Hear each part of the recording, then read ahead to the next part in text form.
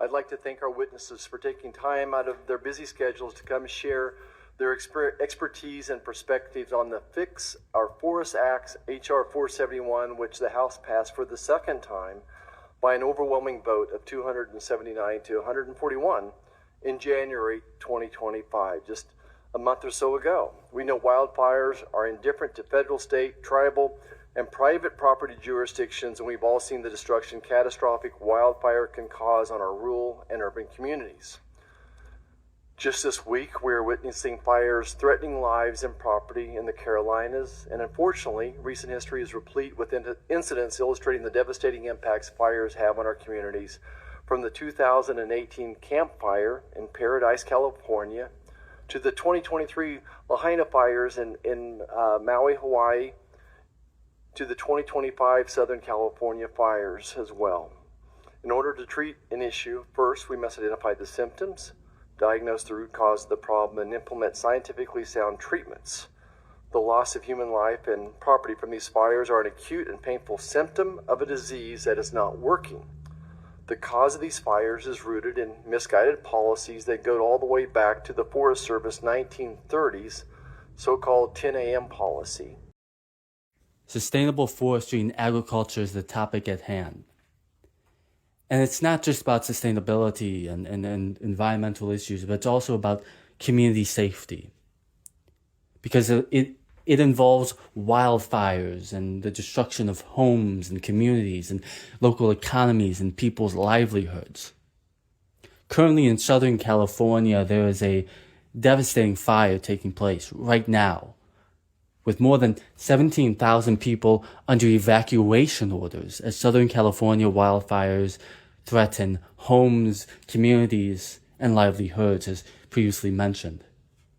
The wildfire is even threatening the Ronald Reagan Presidential Library. And recently, in 2025, the Fix Our Forest Act was introduced in the House. This bill establishes requirements for managing forest on federal land, including requirements concerning reducing wildlife threats, expediting the review of certain forest management projects, and implementing forest management projects and other activities. Specifically, the bill designates certain firesheds at high risk for wildfires as fireshed management areas. It directs the U.S. Forest Service and U.S. Geological Survey to jointly establish an interagency fireshed center that is responsible for duties related to assessing and predicting fire, including maintaining a fireshed registry on a publicly accessible website that provides interactive geospatial data on individual firesheds. And finally, it makes other requirements related to reducing wildfire. Next, the bill expedites the review of certain forest management projects under the National Environmental Policy Act, the NEPA of 1969, and exempts certain activities from NEPA review. It also establishes intra-agency strike teams to accelerate the review of any interagency consultation processes under NEPA. The Endangered Species Act of 1973 and the National Historic Preservation Act. It also limits consultation requirements concerning threatened and endangered species under the Forest and Rangeland Renewable Resources Planning Act of 1974 and the Federal Land Management and Policy Act of 1976. Finally, it limits litigation involving fireshed management projects and limits remedies that courts may provide. Additionally, the bill supports reducing community wildlife risks, carrying out forest restoration and stewardship activities, including watershed protection and restoration, conducting biochar demonstration projects, advancing technologies to address forest wildfires, and assisting wildlife firefighters and their families.